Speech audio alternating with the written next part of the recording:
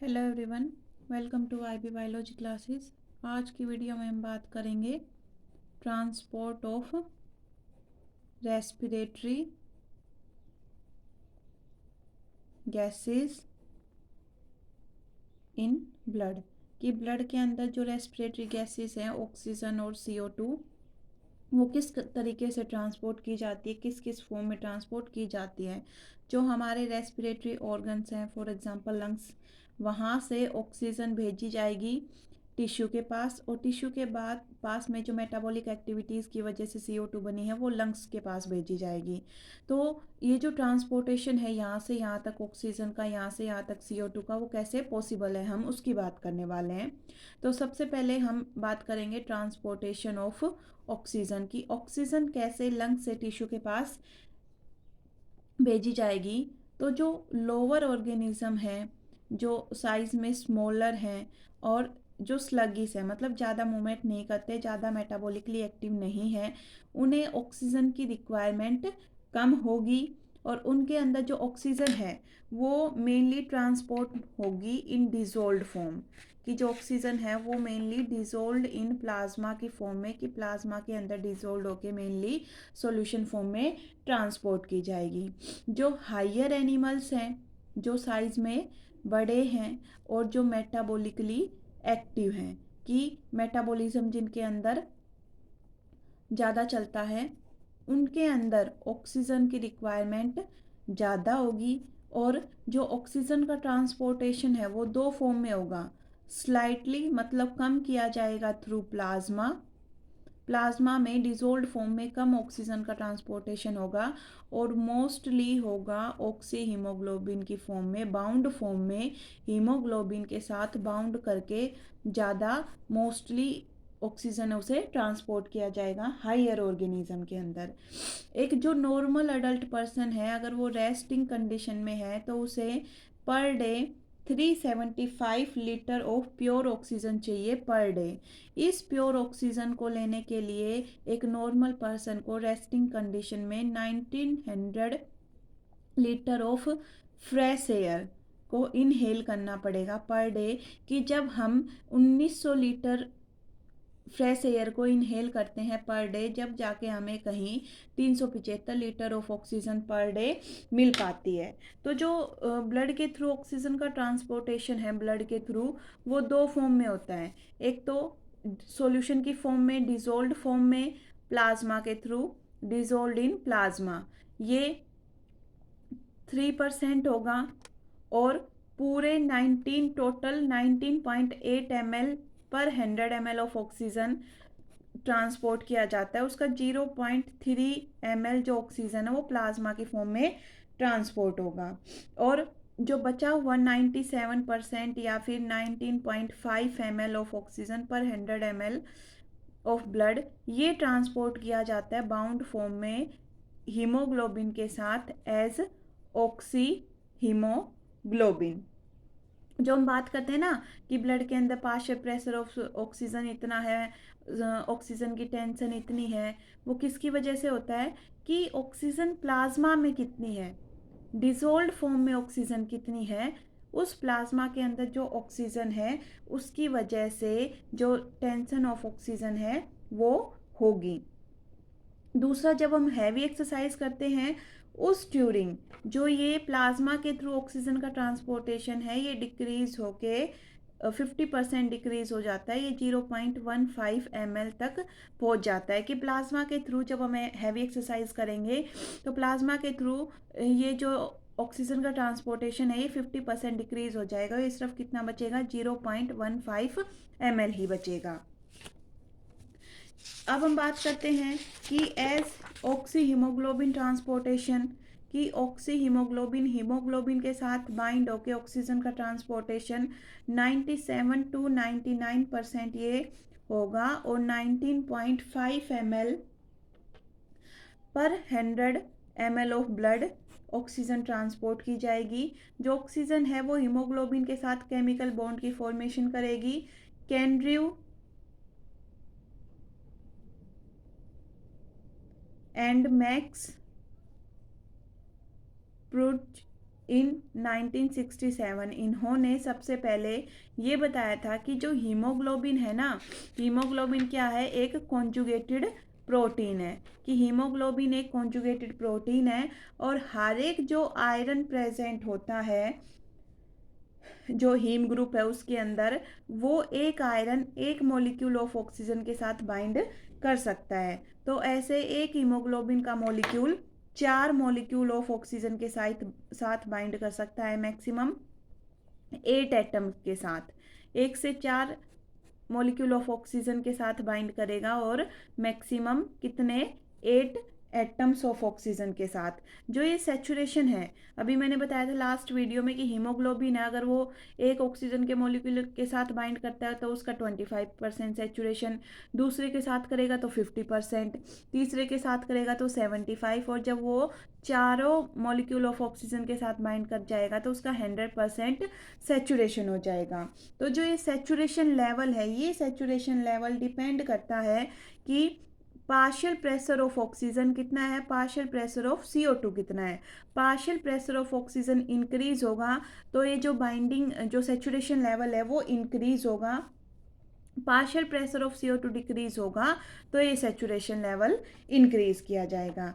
जब एक ऑक्सीजन का मॉलिक्यूल अटैच करता है Fe+2 ऑफ हीम ग्रुप, तो 2 चेंजमेंट आते हैं। पहला चेंजमेंट क्या है कि ये एक पुल एक्सर्ट करेगा, it exerts a pull on porphyrin ring, कि जो हीमोग्लोबिन की पोरफायरिन रिंग है उसके ऊपर एक पुल लगाएगा, उस जिसकी वजह से जो बॉन्ड है आयरन एंड हिस्टिडीन के बीच में जो बॉन्ड है वो शिफ्ट होगा 0.075 एंगस्ट्रम से, और अब जो मॉलिक्यूल है हीमोग्लोबिन का वो प्लेन में लाई करेगा।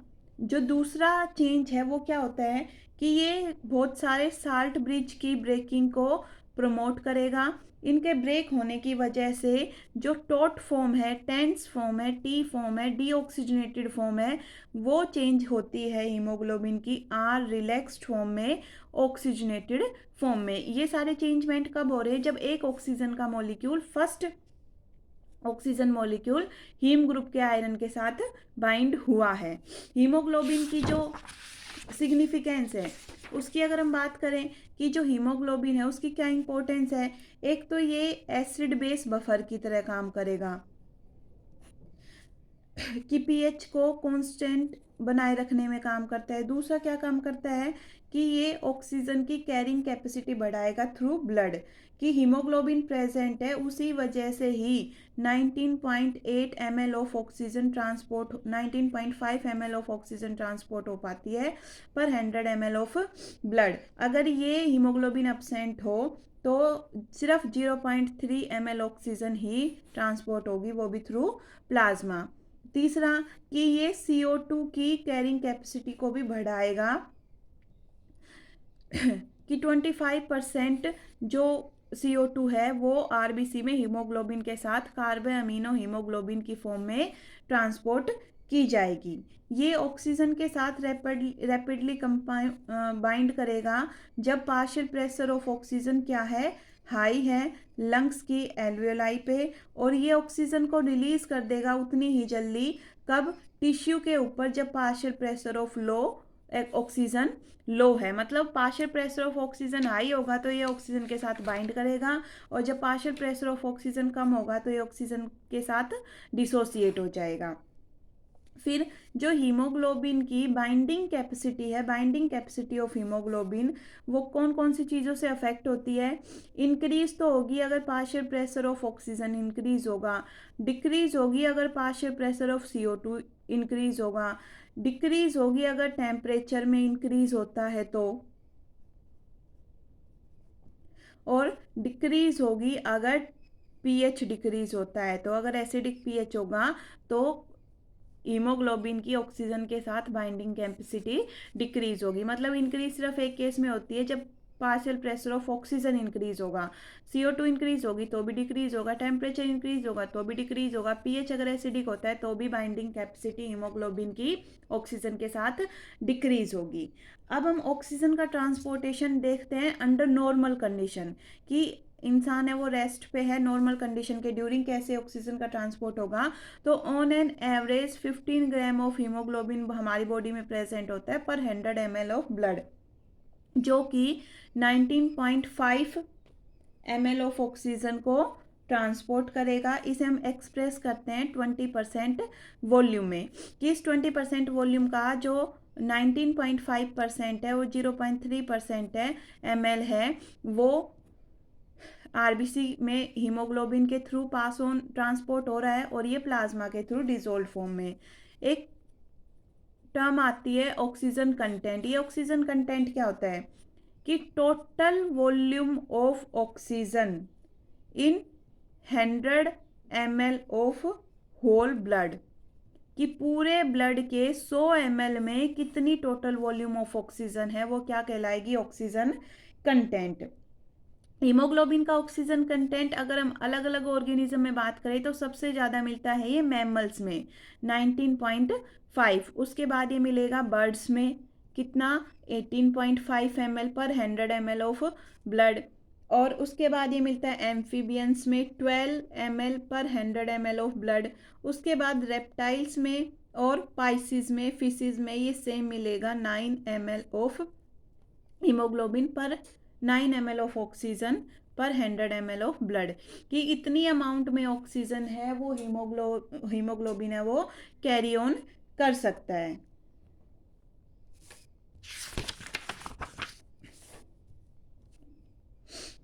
जो वीनस ब्लड है उसके अंदर ऑक्सीजन की, वीनस ब्लड के अंदर जो ऑक्सीजन का कंटेंट है वो होता है 14.4 ml, और जो आर्टीरियल ब्लड है उसके अंदर ऑक्सीजन का कंटेंट होता है 19.8 ml, कि ये टिश्यू है, टिश्यू के पास जब ब्लड आ रहा है तो उसके अंदर 19.8 ml ब्लड है और ये इसके कॉन्टेक्ट के थ्रू बाद में जा रहा है या डिफ्यूजन कर के, तो ये 14.4 ml ऑफ ऑक्सीजन को अपने साथ लेके जा रहा है। इसका मतलब यहाँ पर 5 ml ऑक्सीजन है वो किसे ट्रांसपोर्ट कर दी गई है, इस टिश्यू को। ये तो थी बात नॉर्मल कंडीशन की। अब हम बात करते हैं oxygen transport during heavy exercise की। जब हम हैवी एक्सरसाइज करते हैं तब क्या होता है कि जो पार्शियल प्रेशर ऑफ ऑक्सीजन है इन इंटरस्टिशियल फ्लूइड, कि सेल्स टिश्यू के अराउंड जो इंटरस्टिशियल फ्लूइड है उस इंटरस्टिशियल फ्लूइड के अंदर जो पार्शियल प्रेशर ऑफ ऑक्सीजन है वो less than 15 mm of Hg है। इसकी वजह से रैपिड रिलीज होगा ऑक्सीजन का, हीमोग्लोबिन से ऑक्सीजन रिलीज की जाएगी और वो भेजी जाएगी इस इंटरस्टिशियल फ्लूइड के थ्रू इस टिश्यू में। तो जो अभी हम बात कर रहे थे कि सिर्फ 5 ml ऑक्सीजन ट्रांसपोर्ट की जाएगी, दी जाएगी इस टिश्यू को नॉर्मल कंडीशन में, अब उसकी अमाउंट बढ़ के 15 ml हो गई, कि जो ब्लड था यहाँ पे 19.8 लेके आया, 5 ml दे रहा था नॉर्मल कंडीशन में, अब वो 15 ml टिश्यू को देगा, और जो ये 14.4 ml लेके जा रहा था इसमें सिर्फ 4.4 ml ही ये जो वीनस ब्लड है वो लेके जाएगा वापिस ऑक्सीजन को। हैवी एक्सरसाइज की बात की गई है। उसी टाइम पे जो कार्डिक आउटपुट है हैवी एक्सरसाइज के ड्यूरिंग, जो हमारा कार्डिक आउटपुट है वो भी क्या होता है, इंक्रीज होता है 6 से 7 गुना, वो भी इंक्रीज होगा, जो कि क्या शो करता है कि ऑक्सीजन का ट्रांसपोर्टेशन है वो 20 गुना बढ़ जाएगा ड्यूरिंग इंक्रीज कार्डिक आउटपुट। और वो कब होता है, जब हम क्या करते हैं, हैवी एक्सरसाइज करते हैं। तो ये है ट्रांसपोर्टेशन ऑफ ऑक्सीजन। अब हम बात करेंगे ट्रांसपोर्टेशन ऑफ CO2 की, कि जो CO2 है वो कैसे ट्रांसपोर्ट की जाती है।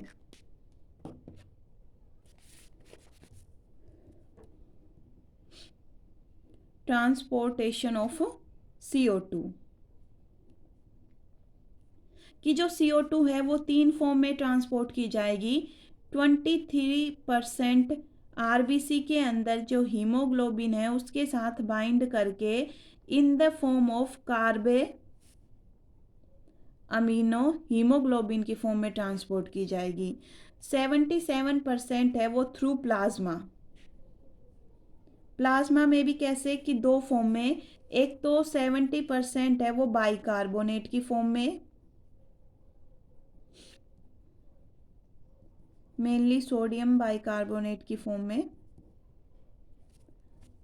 और 7% है वो प्लाज्मा के अंदर डिसोल्ड फॉर्म में, कि डिसोल्ड फॉर्म में, सॉल्यूशन की फॉर्म में प्लाज्मा के थ्रू 7%। तो टोटल 100 हो गया कि आरबीसी के हीमोग्लोबिन के थ्रू 23%, प्लाज्मा के थ्रू 77, उसमें से बाइकार्बोनेट की फॉर्म में 70 और 7% प्लाज्मा के अंदर डिसोल्ड हो गए। तो पहले हम बात करते हैं टिश्यू के पास में, नियर टिश्यू। टिश्यू के पास में क्या किया जाएगा, लोडिंग ऑफ CO2, कि CO2 को ब्लड के अंदर लोड किया जाएगा। अब वो कैसे किया जाता है, जो लोडिंग ऑफ CO2 है नियर टिश्यू, वहां पर हमें देखने को मिलता है भोर्स इफेक्ट। दूसरा, यहाँ पर डिसोसिएशन होता है ऑक्सी हीमोग्लोबिन का। इसके अलावा यहाँ पर जो क्लोराइड आयन है प्लाज्मा के अंदर, उसका कंटेंट डिक्रीज होता है। अब ये सारे चेंज होते कैसे हैं, जैसे ये तो है कोई ब्लड वेसल, क्या है ये ब्लड वेसल, इसके ब्लड वेसल के अंदर ये क्या है, आरबीसी, और यहाँ पर प्रेजेंट है कोई टिश्यू। इस टिश्यू के अंदर मेटाबॉलिक एक्टिविटी चल रही है कि जो ग्लूकोज है उस ऑक्सीजन का यूज़ किया जा रहा है और CO2 प्रोड्यूस की जा रही है, इसका ऑक्सीडेशन हो रहा है। तो ऑक्सीजन की अमाउंट यहाँ घट रही है, CO2 की जो अमाउंट है वो यहाँ बढ़ रही है। तो जो CO2 है वो 23% इस आरबीसी के थ्रू भेजा जाएगा, और जो CO2 है वो 70% है वो बाइकार्बोनेट की फॉर्म में भेजा जाएगा, और जो CO2 है वो 7% यहाँ जो ये प्लाज्मा है, इस प्लाज्मा के अंदर डिसोल्ड फॉर्म में भेजा जाएगा। अब ये कैसे आरबीसी के अंदर 23%, ये 70%, ये कैसे जाते हैं कि जो हीमोग्लोबिन है, ऑक्सी हीमोग्लोबिन, उसके साथ जब CO2 का पार्शियल प्रेशर इंक्रीज होगा तो ऑक्सीजन को रिलीज कर दिया जाएगा, यहाँ भेज दिया जाएगा, और इसके साथ अब CO2 बाइंड होके कार्बे अमीनो हीमोग्लोबिन की फॉर्मेशन करेगी। और बाइकार्बोनेट की फॉर्म में कैसे जाएगा कि यहाँ जो CO2 है वो वाटर के साथ कंबाइन होके कार्बोनिक अनहाइड्रेज की एंजाइम की प्रेजेंस में H2CO3 कार्बोनिक एसिड की फॉर्मेशन करेगी। इस कार्बोनिक एसिड के ऊपर फिर से कार्बोनिक अनहाइड्रेज एंजाइम है वो काम करता है, और ये कार्बोनिक अनहाइड्रेज एंजाइम इसे तोड़ देगा H+ आयन में और बाइकार्बोनेट आयन में। जो H+ आयन है ये फर्दर काम करते हैं HbO2 ऑक्सी हीमोग्लोबिन के ऊपर, और ये ऑक्सी हीमोग्लोबिन है ये यहाँ जब H+ आयन आएगा तो ऑक्सीजन को तो ये रिलीज कर देगा और HHB की फॉर्मेशन करेगा आरबीसी के अंदर। ये है हीमोग्लोबिनिक एसिड। यहाँ पर जो HbO2 है वो काम करता है एक बफर की तरह। अब ये जो बी बैंड ट्रांसपोर्टर है 3 बैंड, यहाँ से ये जो बाइकार्बोनेट आयन है ये बाहर जाएगा, और प्लाज्मा मेम्ब्रेन की न्यूट्रलिटी को मेंटेन करने के लिए प्लाज्मा से क्लोराइड आयन अंदर आएंगे, इसको हम बोलते हैं क्लोराइड शिफ्ट। ये बाइकार्बोनेट आयन है, यहाँ पर NaCl है, ये Na+ और Cl नेगेटिव में ब्रेक डाउन होगा, इस Na के साथ कंबाइन होके सोडियम बाइकार्बोनेट की फॉर्मेशन करते हैं प्लाज्मा के अंदर, और जो ये क्लोराइड आयन है ये अंदर जाएंगी, एंटीपोर्ट चलेगा यहाँ पे। तो ये है कि लोडिंग ऑफ CO2 को किस तरीके से आरबीसी में लोड किया गया है, कि जो CO2 यहाँ बन रही थी, ऑक्सीजन कम हो रहा था, तो 23% है वो तो कार्बामिनो हीमोग्लोबिन की फॉर्म में आरबीसी के अंदर, 70% है वो CO2 वाटर के साथ मिलके कार्बोनिक अनहाइड्रेज एंजाइम की प्रेजेंस में। जो ये कार्बोनिक अनहाइड्रेज एंजाइम है ये कार्बोनिक एसिड की फॉर्मेशन को, इसके ब्रेक डाउन को 5000 फोल्ड इंक्रीज कर देगा। ये एक जिंक एक्टिवेटेड एंजाइम है, जो कि सिर्फ आरबीसी के अंदर प्रेजेंट होता है, आरबीसी के बाहर प्रेजेंट नहीं होगा। जो ये कार्बोनिक एसिड है, ये H+ और HCO3 नेगेटिव बाइकार्बोनेट आयन में ब्रेक डाउन होंगे। ये H+ है, इसकी वजह से यहाँ पर एसिडिटी बढ़ेगी। तो एसिडिटी बढ़ेगी, इस एसिडिटी को कम करने के लिए ऑक्सी हीमोग्लोबिन ब्रेक डाउन होगा, डिसोसिएट होगा। तो यहाँ पर जो ऑक्सी हीमोग्लोबिन है वो एज एन बफर काम कर रहा है कि एसिडिटी को मेंटेन करके बेसिसिटी में कन्वर्ट करेगा, कि इस जो एनवायरनमेंट है उसे 7.4 pH तक ही रखे ब्लड का, कि जो एसिडिक एनवायरनमेंट हो रहा है तो इस H+ आयन के साथ खुद कंबाइन होकर ऑक्सीजन को डिसोसिएट करवा के हीमोग्लोबिनिक एसिड की फॉर्मेशन करेगा।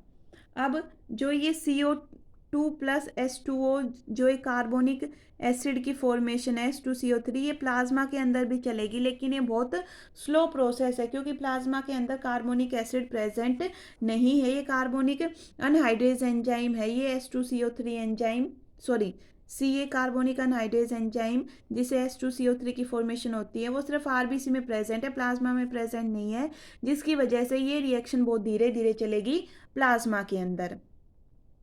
फिर यहाँ पर जो बाइकार्बोनेट आयन है वो बाहर निकलेंगे, क्लोराइड उसके रेस्पॉन्स में अंदर जाएंगे, बाहर ये सोडियम से कंबाइन करके सोडियम बाइकार्बोनेट की फॉर्म में आगे ट्रांसपोर्ट किए जाएंगे।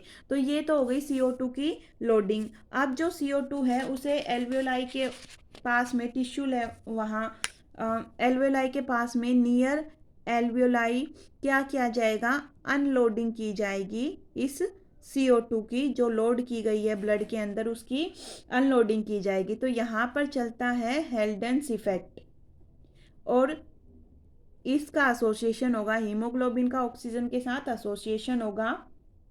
क्लोराइड की अमाउंट इंक्रीज होगी प्लाज्मा के अंदर।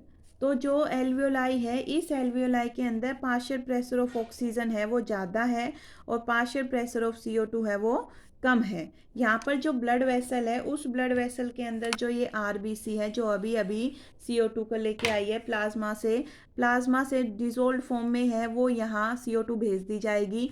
दूसरा, आरबीसी के अंदर क्या होगा कि यहाँ पर जो क्लोराइड शिफ्ट हम पढ़ रहे थे वो रिवर्स हो जाएगा, कि क्लोराइड आयन बाहर आने लगेंगे, उसके रिस्पॉन्स में जो सोडियम बाइकार्बोनेट था वो ब्रेक डाउन होगा सोडियम प्लस HCO3 नेगेटिव में। तो ये अंदर जाएगा, क्लोराइड बाहर आएगा और ये दोनों मिलके क्या बनाएंगे, NaCl की फॉर्मेशन करेंगे। अब जो ये HCO3 नेगेटिव अंदर गया है, ये हीमोग्लोबिन प्लस ऑक्सीजन, ये H हीमोग्लोबिन था, इस पार्शियल प्रेशर ऑफ ऑक्सीजन के ज़्यादा होने की वजह से ये इस HB को ब्रेक डाउन करेगा और ऑक्सीजन के साथ ऑक्सी हीमोग्लोबिन की फॉर्मेशन करेगा। जो H+ रिलीज होगा वो H+ इसके साथ जाके कंबाइन करेगा, ये दोनों कंबाइन करेंगे और यहाँ पर H2CO3 की फॉर्मेशन होगी कार्बोनिक अनहाइड्रेज एंजाइम की प्रेजेंस में। जो H2CO3 फिर से बना वो कार्बोनिक अनहाइड्रेज एंजाइम की प्रेजेंस में CO2+H2O में ब्रेक डाउन होगा और ये CO2 यहाँ पर रिलीज कर दी जाएगी। तो यहाँ पर जो ये HbO2 है, ये ऑक्सी हीमोग्लोबिन है, ये oxyhaemoglobin as an strong acid act करेगा और जो ये बाइकार्बोनेट है ये एज एन बफर काम करेगा। तो यहाँ पर क्या क्या चेंज हुए हैं दोनों में, कि ये ब्लड वेसल के अंदर, टिश्यू के अंदर बोर इफेक्ट और लंग्स के अंदर हेल्डन इफेक्ट। कि टिश्यू के अंदर तो CO2 बाइंड हुई H2O से कार्बोनिक अनहाइड्रेज एंजाइम की प्रेजेंस में H2CO3 की फॉर्मेशन हुई। यहाँ से फर्दर ये कार्बोनिक अनहाइड्रेज एंजाइम है, ये HCO3 नेगेटिव और H+ में इसे ब्रेक डाउन करेगा। लंग्स में क्या होगा कि ये दोनों इसकी फॉर्मेशन, ये मिलके इसकी फॉर्मेशन करेंगे और ये ब्रेक डाउन होके CO2 की फॉर्मेशन करेगा, ये रिलीज कर दिया जाएगा एल्वियोलाई के अंदर। तो ये हुआ टिश्यू लेवल पे बात बोर्स इफेक्ट, और ये लंग्स लेवल पे बात हुई हेल्डन इफेक्ट की। तो ये है transportation of oxygen and CO2। I hope आपके समझ आया होगा कि किस तरीके से जो CO2 है वो आरबीसी के अंदर और प्लाज्मा के अंदर किस तरीके से लोड की जाएगी, कैसे अनलोड की जाएगी, क्या क्या चेंज आते हैं। Thank you for watching my videos.